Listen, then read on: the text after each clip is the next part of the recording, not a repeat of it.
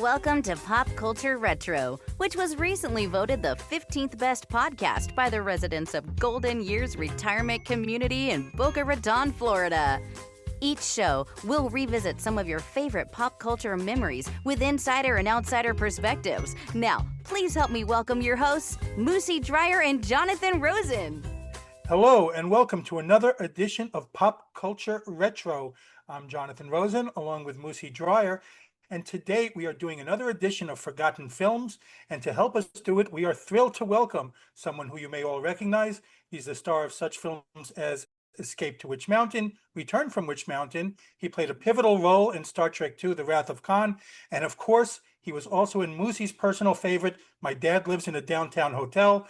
And without a doubt, he's arguably most famous for his stint here in Pop Culture Retro. Please help us welcome Ike Eisenmann. Ike, how are you? Hey. I'm good. I'm good. Good to see you, buddy. Yeah, man. Thanks for having me back. I think this is going to be a fun little roasting of a forgotten film. I just want to, before we go into it, you're going to introduce it in a second because you picked the film. Yeah. I texted Moosie yesterday because I totally forgot, and I swear to you, I totally forgot that you said you were in it. As I'm watching, like, oh, there's Ike. Oh, that's a great picture. Cool. Yes, it really is. Yeah, yeah. It's a great picture. Look at that. And I thought, I was thinking when I watched this film, how lucky is it for George C. Scott to have played Ike Eisenmann's father? I know. You know what? I didn't really think about that at the time, but you know what? You're really right. Yes. Perspective is everything. Cool, Ike. I mean, it was so cool. Yeah. Well, I wanted to introduce the film first. Yeah. It's called The Formula, and I literally have to read this description because even as many times as I've seen it, it's so 1980. Who started it? Let's start 1980. Stars George C. Scott, Marlon Brando, a number of other people. I don't have all their names in front of me. Sir John Gielgud. Yes, that's right. Right. Yeah. Some great character actors who did glorified cameos, I guess, if you would, one scene here or there.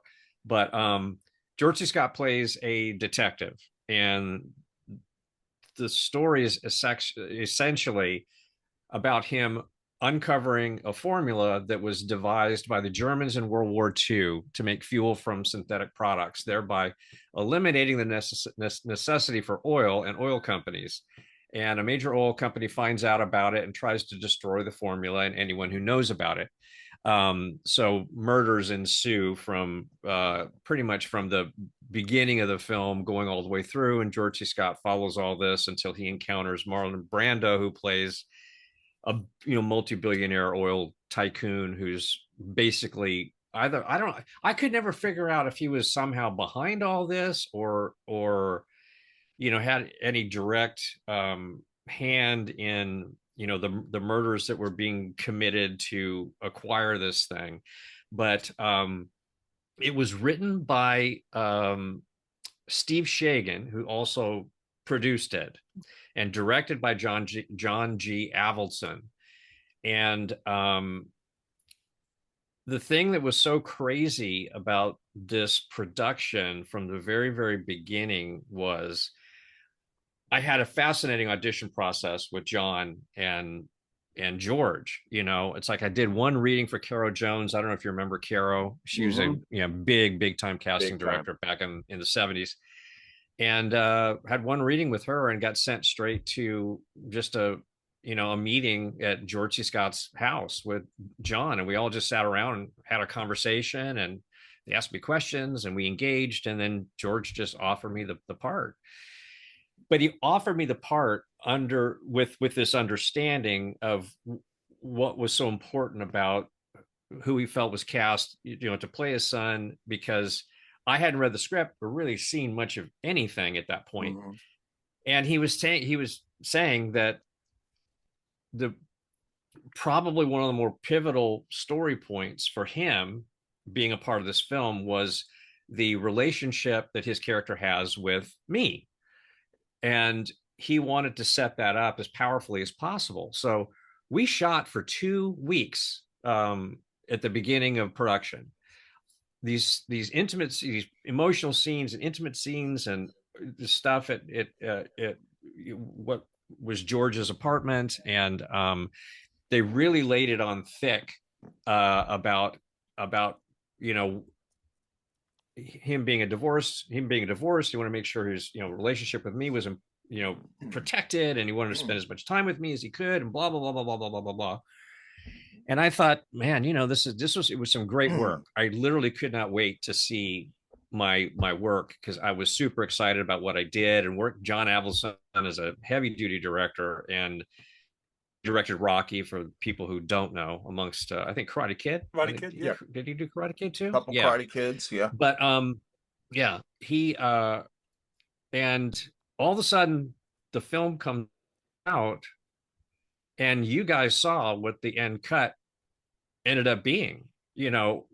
George and I walk out of a movie theater, get together, we say a couple words to each other, then another detective comes up and stops George and says, "We've got a murder and I need you to get over there right away." So he says goodbye to me, and I just walk off. Finish spotting. Oh, spot, even Steven. For how much? Well, you gotta take it Barney easy on King? half a buck a king, yeah.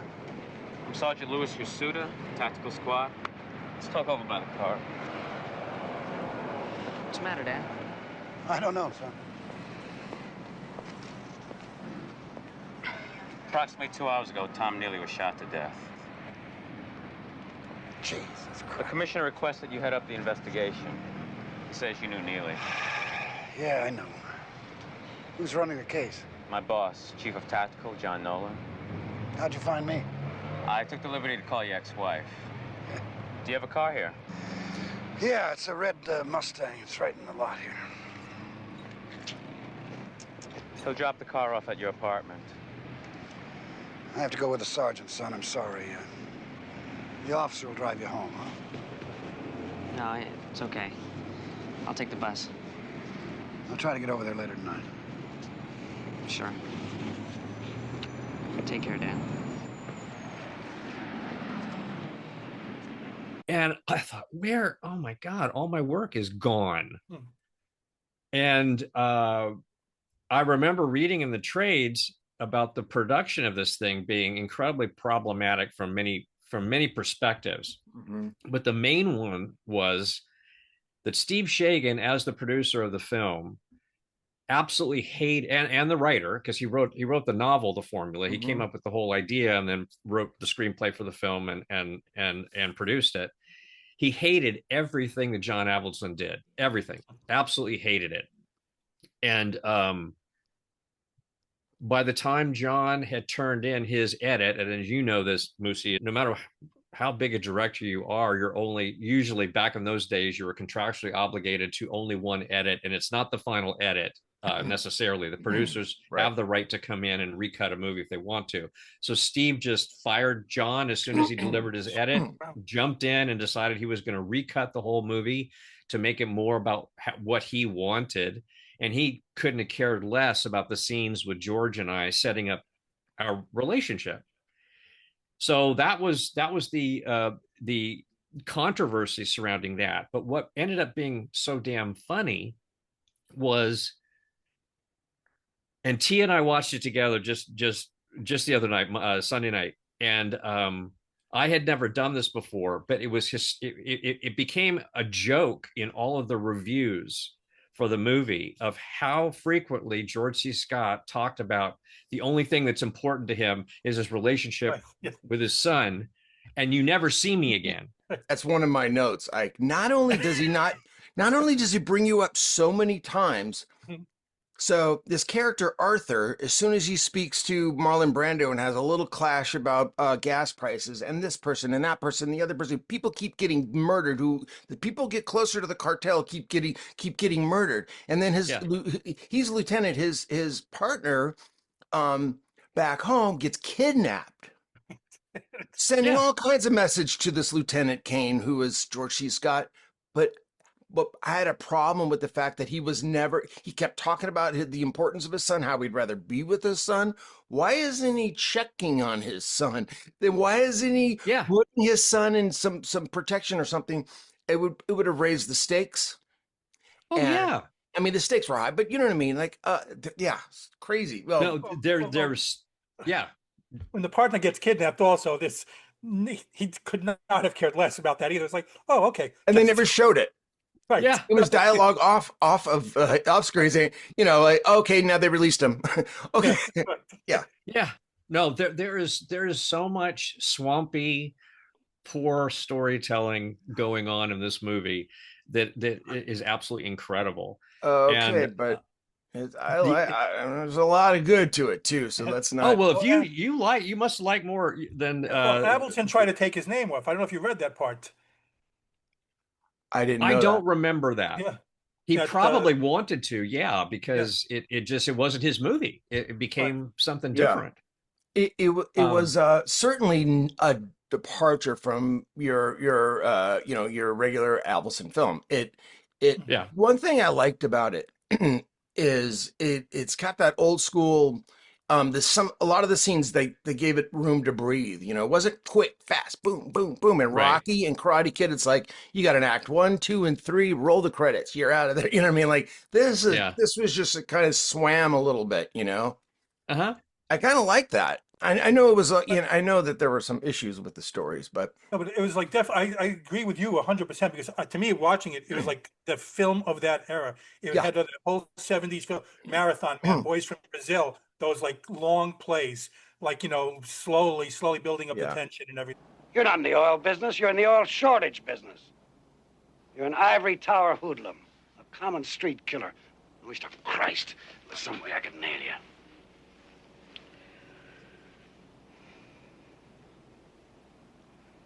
Well, you're going to be nailing the American dream, Barney.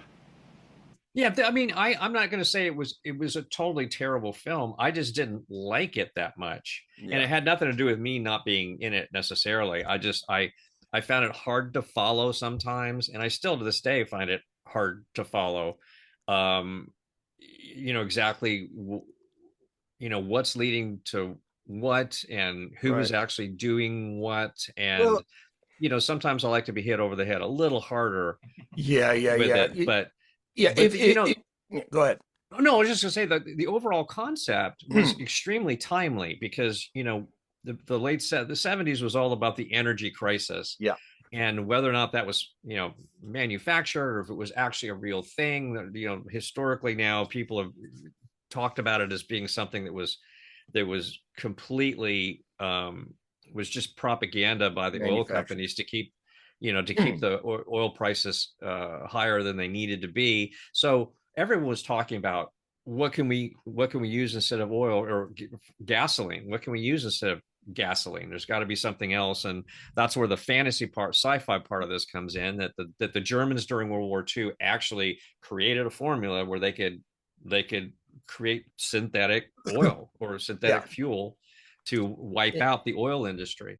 People my age or Ike's age, Jonathan, I'm going to leave you out of this. You're welcome.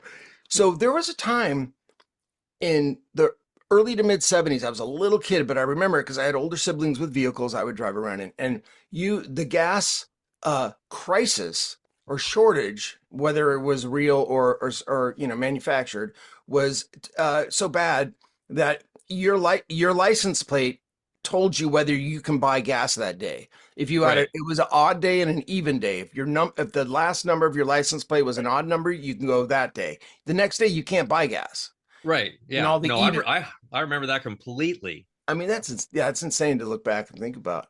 Yeah.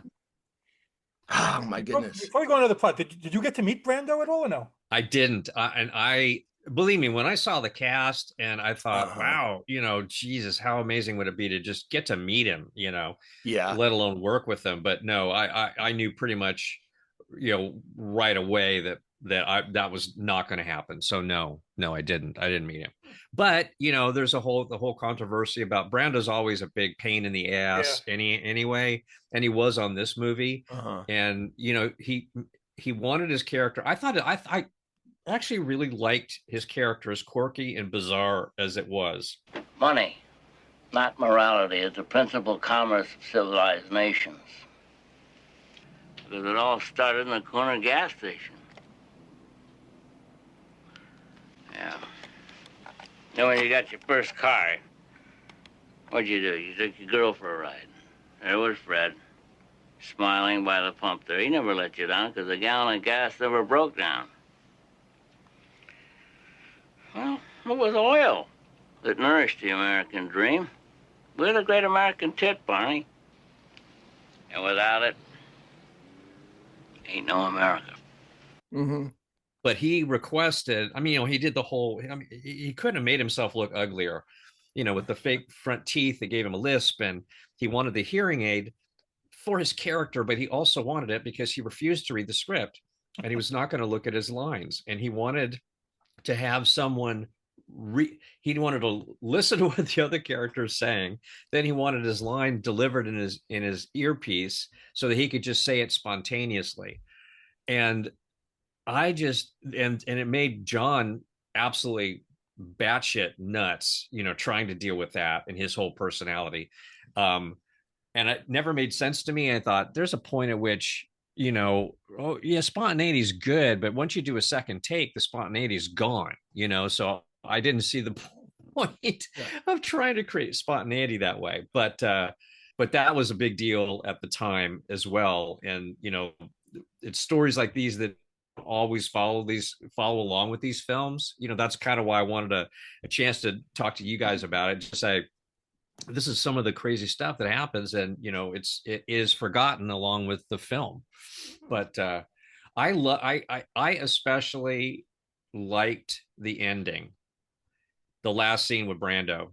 I absolutely loved that the ending. You know, I just thought it was great. It was a great payoff for all the you know, insanity that this guy had created, and now he was just going to buy his way out of it again. You know, it's very interesting from that perspective. Yeah, he was so eccentric. The whole you know, rescuing the frog out of the pool and the pH levels and the chlorine. You know, a lot of times a writer or director will insert, like, when they go into a scene, what is this character coming out of? What were they in the middle of? You know, and they kept creating these little things for Brando.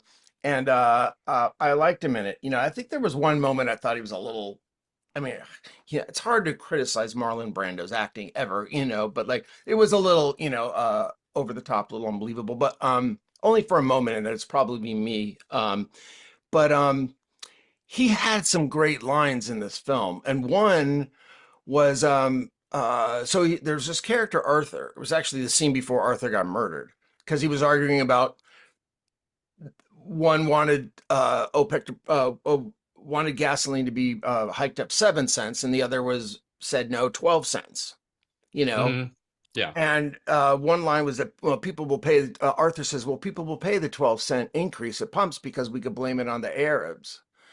Yeah. And Brando says, Arthur, you're missing the point. We are the Arabs. And that just kind of like spells out the layer of what may or may not have been going on. I thought it was a great line. Yeah. I could say there's one thing that didn't work for me from the very, very beginning is it was just before we get to see our buddy Ike. There was an aerial shot of Los Angeles, and you see the freeways, and there's cars on it, and the cars are moving. And I didn't buy that for a moment. Yeah, you know what? That was like going into the Wayback Machine. You know, no, it's just suspended belief. What is this, Chronicles of Narnia? Like that? There's no cars moving on the freeway. Anyway, I think I may have I'm already sensing now, Jonathan. I can't tell. I think I may have liked this film more than the both of you, but I'm not sure because I haven't. Well, Jonathan, what are your thoughts? I'll say I wanted to like this much more than I did like it, because the plot was very intriguing to me. But I'm not with you guys on some of the things. First of all, I was looking at how old they both were, and and I know it's the time. They both look so much older than their actual ages at the time. You know, Brando and George C. Scott. And I was just thinking for you, like, just what an absolute, you worked with Betty Davis, you worked with George C. Scott. I was like, oh my God, that's fantastic. I wanted to ask you how Avildsen was as director, but I'll go through these points first that I had. I did not like Brando in this, and I know Brando's revered and everything. I did not love his acting in this. It seemed like he was just phoning it into me a lot of the time. The frog is half dead. He's half dead from the chlorine. The chlorine is normal. The pH factor is 7.4. That's a perfect balance. I don't care what the pH factor is. I don't want you to put any chlorine in the pool. It's shit. I've been doing this for 17 years. I don't know what the hell I'm doing. Listen, the frog is half dead. That's all you have to know. Don't put any chlorine in there. Look, he's all right. Well, I hope he's got Blue Cross. That's, my perspective at least. And I read that he only did it for the money, that he said he was only doing it for the money, that he wanted to be paid on a daily basis instead of, at the end, he wanted to make sure at the end of every day working, he got a check. So see, I don't know if that is true about this film. I think it was true about Superman. I think that was when he said $1 million in cash for every day I'm on set. That's what he wanted. That's what I read with this notes. I don't know. Maybe it was this one's, but I know that story. I definitely know that story. Yeah. Here, I saw one thing is just I saw the woman dancing to the Nazi video. I thought it was a Kanye video at the end. So, but here I was just like I was reading all the things. It's just I did not love all the things that Brando did. I thought some of the lines that he gave were just bizarre to me. And I thought that, again, the makeup was awful. It was a very convoluted plot, like you guys said, about you're not sure what's happening. And I rewound it like a couple of times to say, wait, did I just miss something? Because people are like all of a sudden killed. There's no agency. The same thing. You're there. My son, you're never in it. The partner was killed, not killed, kidnapped at the end, nothing. Marte Keller, killed someone at the end, just walked away. And then we're hearing what happened. We hear a lot of things that happen instead of showing us all the things that happen. So that kind of annoyed me. And, you have, and here's just one thing, you have, look at the cast there. You have arguably two of the greatest actors of that era, Gielgud and Eisenman, and you're both barely in it. Gielgud and Eisenman, yes. It's like, why would you put Gielgud in there? Right, exactly. No, but I didn't like the ending either. Just like I wanted much more of a payoff. It was just, to me at least, I know it's like, okay, I'm going to get, you want money, here's the money, don't do the thing, end of story. And then we see George C. Scott with the partner. I'm sorry, spoiler alert for whoever's not seen it yet. But listen, it was put out in 1980. If people haven't seen it by now, then they deserve to be spoiled, right? Well, the whole point of this is for people to go watch it. But right. That's true. Right, but yeah, but what are you going to do? I just left me. I wanted more. That was my feeling. I really wanted more of a payoff at the end. And from like you guys, I read all the notes, and supposedly that they had it that George C. Scott was behind all the murders and everything. That was the whole point of the plot, which you're not going to get if you watch the movie. So. Wait, the George C. Scott's character? Not George C. Scott. I'm sorry, Marlon Brando's character. Yeah. Right. Oh, I'm sorry. Yes. He actually had a speech about you got to do what you got to do, and it was like I mentioned earlier. His sidekick Arthur, who was manipulating the oil prices with Marlon Brando. He died right after it was mentioned that he was in a car explosion right after he clashed with Brando. Brando was the guy. I definitely believe he was. And it was all about greed. And anyway, but let me just say one thing. I did like the movie more than you guys did. I didn't love the movie, but I liked it a lot more than you guys did. Only because maybe I'm a little, it was reminiscent of that old, like slower, let the scene breathe kind of pace. And, it's all about the space you're in when you're watching a film. I wasn't watching it in that, okay, this is the running time and I got to watch this and I got to do this and I got to do that. I wanted it to breathe because I had the time. I was enjoying it. I was relaxing and all that stuff. I will say, though, the opening scene of the film, there's this actor whose name is Robin Clark, and he played Major Neely. The whole film was about his murder, about George C. Scott's trying to figure out why Neely was murdered. between Neely and the great Richard Lynch, where they catch Lynch with the secret formula, documents in a Jeep in the snow. Well, how about a cigarette, General?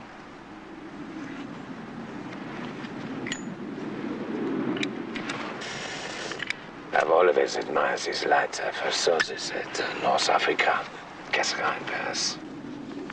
Curious.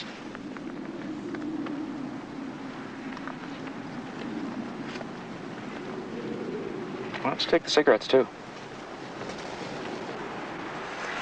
You're very kind.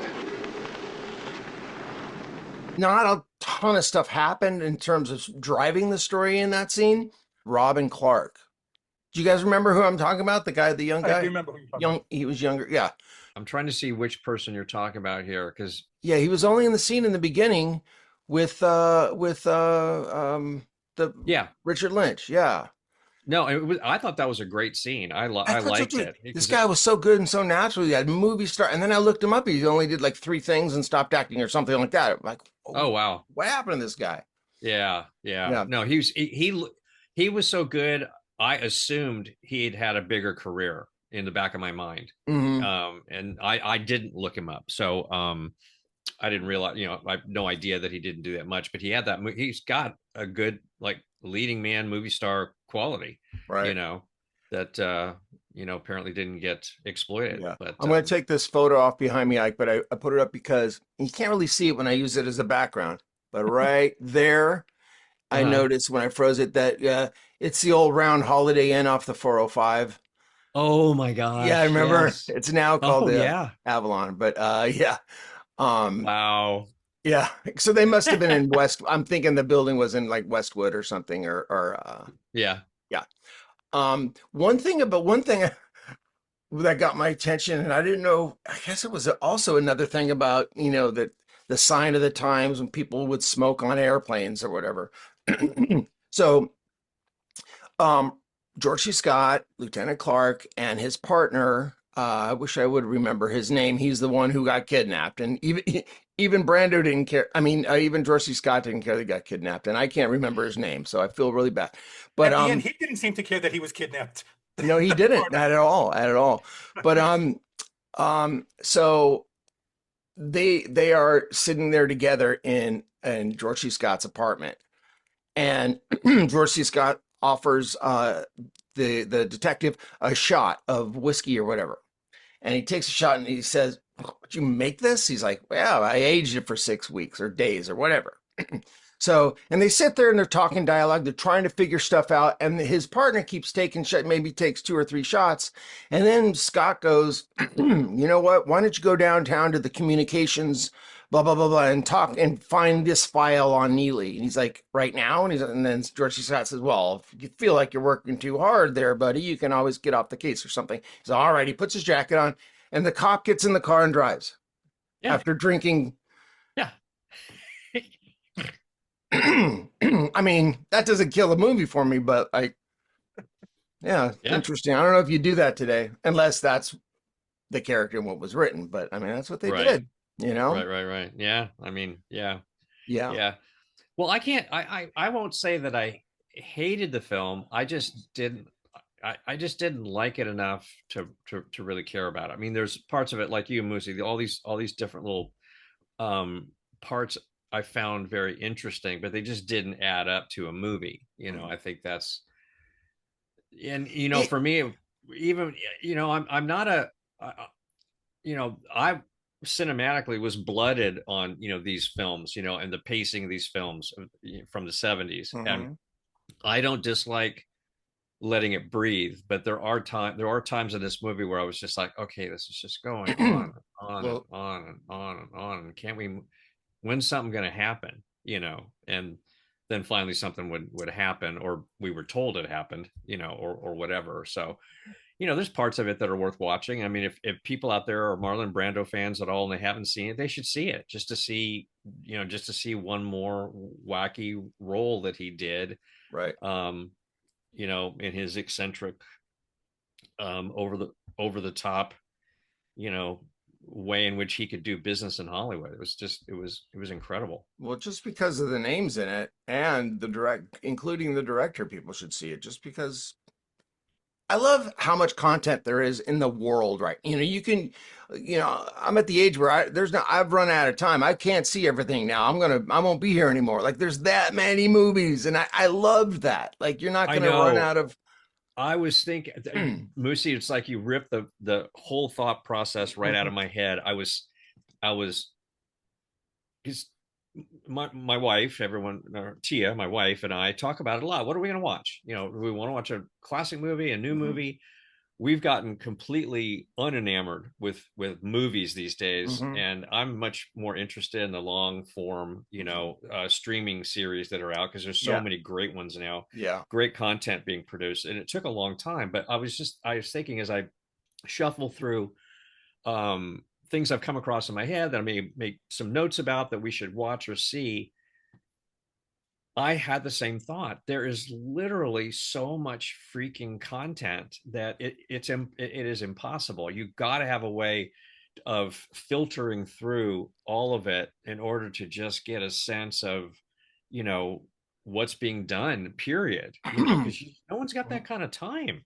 Even if it's your business, no one's got enough time to watch all this stuff. And then the accumulation of, like, going back, all through the decades of material that has been produced. And there's so many movies like this out there that, again, are forgotten, because they were timely and they were they were known at the time, but people will more than likely never see them, right? But they're a part of the tapestry of cinematic storytelling, that should be part of people's education, I think. But I just agree with you. There's just so much content, it's crazy. Yeah, and to the point of there being a sea of content, because of that there are hidden gems people have never heard about, and that none of us have ever heard about or seen, and that are out there. You watch and you go, that was a great film, and a lot of times you never heard about it because at the time, a lot of good movies somehow get crushed by whoever was in control of the release at the time, or maybe one of the actors got in trouble, but they just kind of wanted to, like, get that movie out there under the radar or something. But there are a lot of great gems that you can find. It was just the whole point of forgotten films. But yeah. Well, I want to ask you both something, because reading the stuff with Brando, it's I understand it's a name actor, but I didn't get, again, if someone is so difficult, why get that? Why do you subject yourself to that? If someone has this reputation, why get it? I just want to know if either of you have worked with someone that was so difficult on set, like that, just like maybe a name actor that was so difficult. I don't know if you both want to say if you did or didn't, but this drove me nuts last night while I was watching this. Why get this person at all to begin with? Well, it's the nature of the business. The bigger the name, and they're involved, they get films financed. And they get people buying tickets. You could put Marlon Brando on the marquee. Yeah, exactly. I mean, that's just it. There are very few films that come out where you don't know who the star of the film is. It's just it doesn't work that way. And and I also think, Hollywood is a ego-driven business. Everybody thinks that they can be the one to rein in Brando, or get the best out of Brando, or get what they want out of Brando, or get him to cooperate, somehow. We'll agree to everything he says if he'll just be in the film. And then he shows up and he, wreaks havoc, and it, right.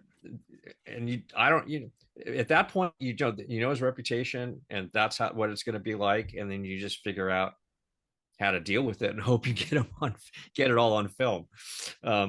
What's necessary, but it's bottom line, it's just business, strictly business. That's it. Well, again, the next part, have either of you worked with someone that just caused chaos on a film? I did, yeah, on Cross Creek. It was Rip Torn, and it was the only time I directly was working with someone who was difficult.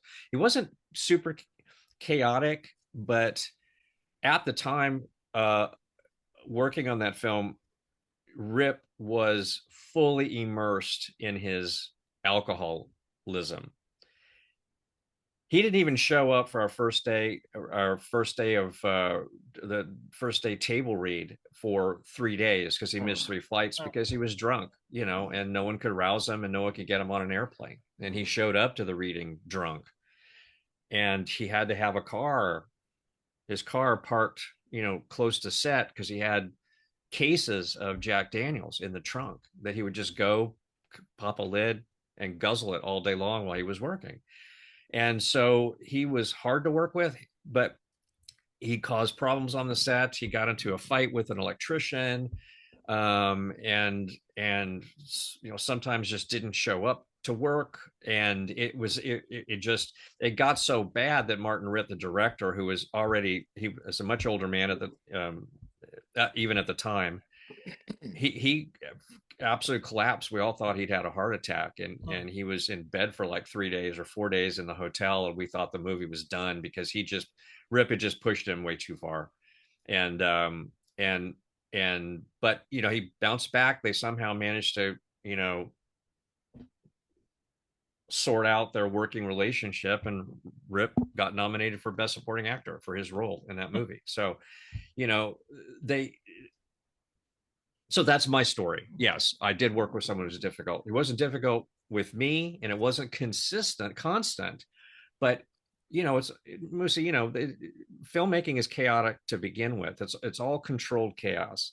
And so it doesn't take much to throw everything off, and we got someone who's not thinking, or too ego driven, or too drunk, and they can't get things done, and you've got to figure out how to manage that. And so they did eventually. But how about you, Moosie? Do you have a just to your point, like what happens is it is selfish, and someone like that in the Rip Torn situation, which, by the way, there's an old joke about he was always either ripped or torn. But if he's going to he's going to now put pressure on the schedule. They're now behind, and that hurts all the people that he's not even in a scene with. Like, now you got a scene with 2 other people. Rip Torn's not in it, but you're being rushed. Yeah, and that's really so unfair and so selfish. But it's a disease and all that other stuff. But hey, I mean, mine. I've worked with a couple of difficult people. But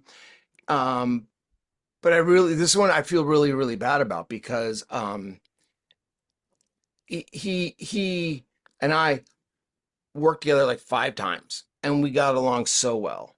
And he actually went to Jackie Cooper and said, "Hey, I know the guy who should play Mickey Rooney," and he got me into Jackie Cooper and got me to play Mickey Rooney in the Judy Garland thing. And so Michael Parks was more of a television actor than a film actor. I think his show was called Then Came Bronson or something like that, where he got popular with that show. Parks was difficult, right? Now, he was a bad combination of him thinking he was worthy of Marlon Brando difficult. Yeah. When eventually someone's going to go, I can think of a dozen actors right now who can do this role. It's not like, no, but we need Michael Parks because we're going to get the viewers, or he's going to be on the marquee and we're going to sell tickets. So there's those actors who think, they want to be these big shots. So they act like that. And he was blacklisted. Yeah, he was blacklisted for years. Quentin Tarantino brought him back and put him in Kill Bill, but then he passed and all that. And a few other difficult ones. But, the Marlon Brando one, that's a no-brainer. I mean, okay, yeah, we know he's difficult. Everyone, hold on to your seatbelts here, but fasten up or whatever, because he's coming in. But we're going to get his name. Look, here he is. That's Jonathan's backdrop. He's right there on the poster. George C. Scott, Marlon Brando. And this is 1980. So listen, how Godfather wasn't that long ago. Before, like, he was a huge name. to have in anything. Yeah. Yeah. But he you know, I thought he was a little cartoony, a little in and out, and I think I liked him 3.5% more than you guys. So I wanted to bring up this one line that George C. Scott had at the end of the film that I loved, which was Richard Lynch came back. You know, the bad guy from the guy from the beginning. Yes, yeah. And he says, you won the war, we lost. And George C. Scott says, don't worry about it. We're famous for losing the wars we win. Yeah. And about America. And you know, that just says so many things. But I mean, it's just good writing, whether or not you believe that, whether or not it pertains to real life or the film or whatever. I just thought that there were some nice gems in the writing.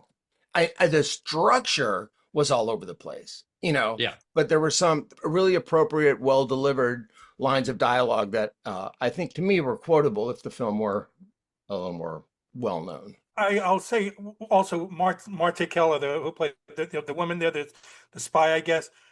I thought she was tremendously underutilized in this movie too, for what she was supposed to be, and her story too seemed like lost along the way. It's like from moment to moment, to me at least, it seemed like they didn't know what they were going to do with her next, and just crammed in something at the end to like tie her story together. That's what it felt like. It just felt very convoluted with her, and I liked her too, but I didn't buy her with George C. Scott. But I liked her role in this. I agree. As soon as they went like, oh, it looks like this is going to be a romantic thing on the train in the snow. Like, first of all, you don't need that in everything. You don't need a romance in every movie. You know, you don't have to have a car chase, a romance. You don't have to have this formula, you know. I agree. And like, yeah. Yeah. Yeah, the formula of the formula. There you go. Well, does anyone have notes? I want to hear what you guys rank this. What number you give this on a 1 to 10? Oh, I'm like a 6. I'll give it a 7. I'm also like you better go one. You better go one more than me. Yeah, I liked it more. Yeah. I was probably like a 5, but I gave it an extra point for Ike's appearance. So it's, the funny thing about Ike's appearance is, so in the scene Ike is in, and they get interrupted. But by the way, you were in that one scene, Ike, you were so natural. You're coming out, you were talking about whatever you were talking about with your dad was like, in real life, someone comes up and interrupts you like, yeah, whatever. But you were into whatever there was that you guys were ad-libbing. I just, excuse me, I bought you. Like you were just natural. You were just so natural and so good. And then you realize, oh, your dad's being taken away. This is what happens in his job or whatever. But at the end of the scene, when George C. Scott has to go away and turns to you and says, we'll give you a ride home in the cop car. And you say, that's okay, Dad. I'll just take the bus. All right. Yeah. So the last time we see the kid is we talked about why isn't he checking on his kid? The kid doesn't take a ride with the cop car. Last time we know the kid is like taking public transportation and we never see him again. And I want to re-edit the film and once in a while you just show a shot of Ike at the bus stop, just like yeah.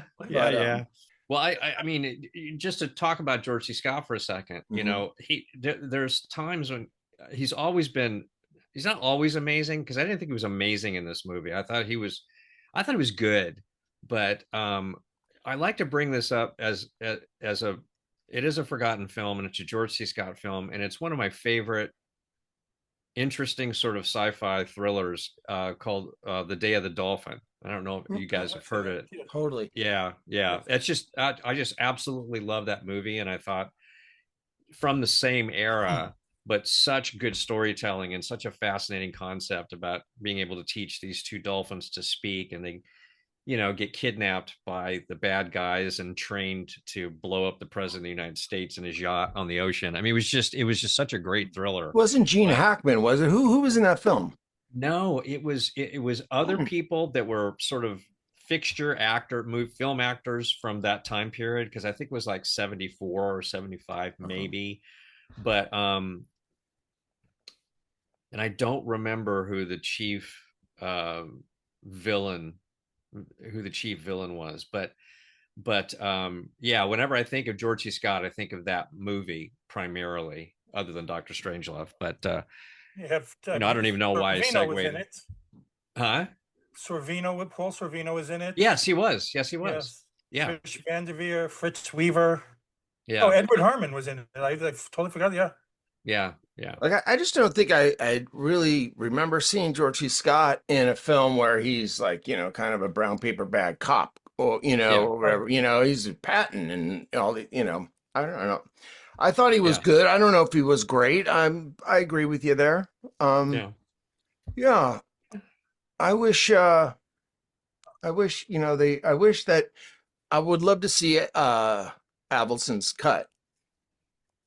Oh, absolutely. I would too. And those were the days when it was, you just couldn't. I wish I could have gotten the film on me, that they didn't use.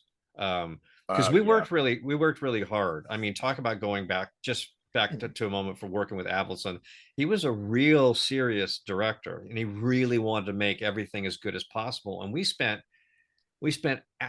hours lighting the scenes and hours rehearsing them. And George and I just spent a lot of personal time together. I mean, that's my chess story, where he was a chess master, and he played chess with me, and taught me some stuff. And he actually took the time. He was actually happy to have me sit down and want to play with him, even though the games didn't last more than 5 minutes, which I didn't care.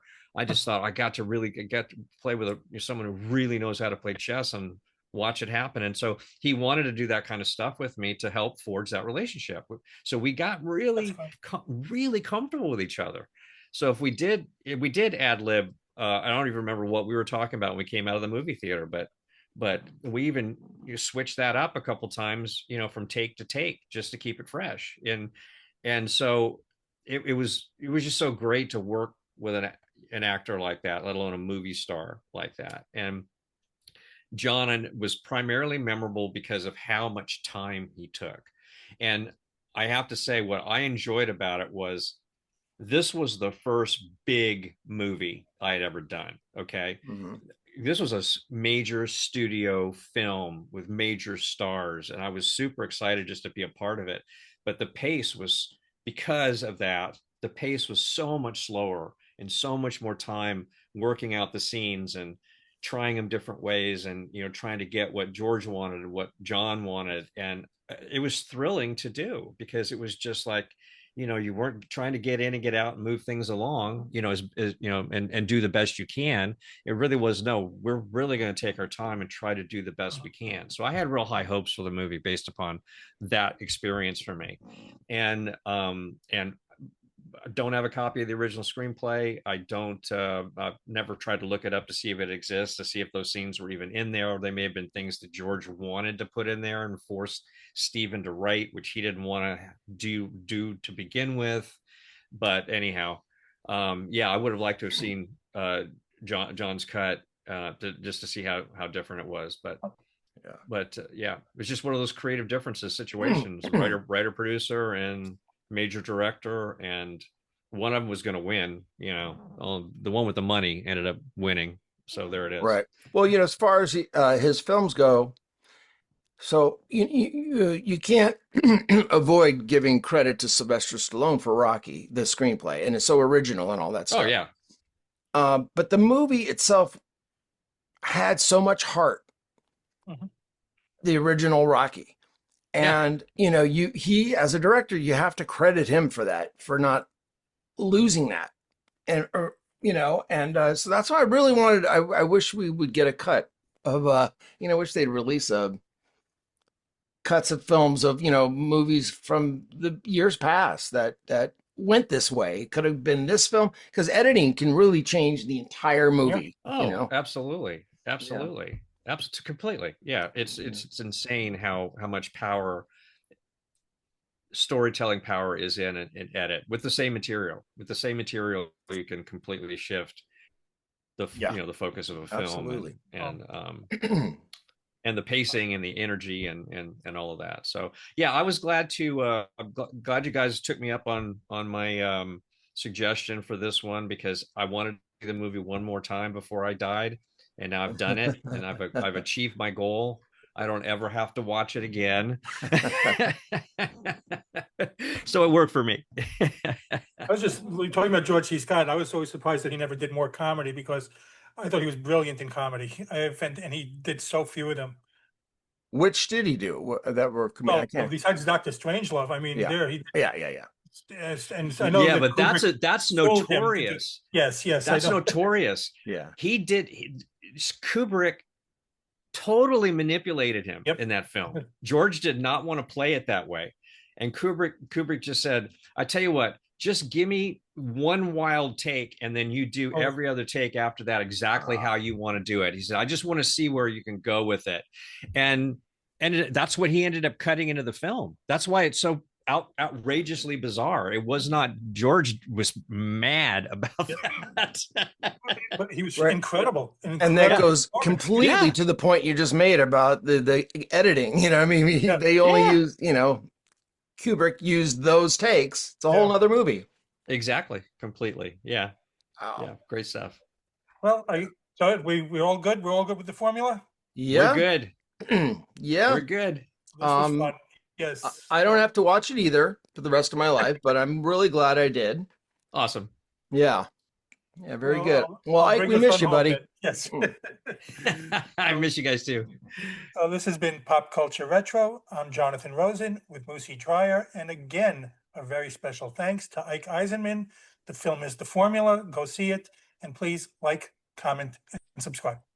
Thank you for tuning in to Pop Culture Retro, where no one was hurt during the making of this podcast. Listening to this podcast just makes you really cool.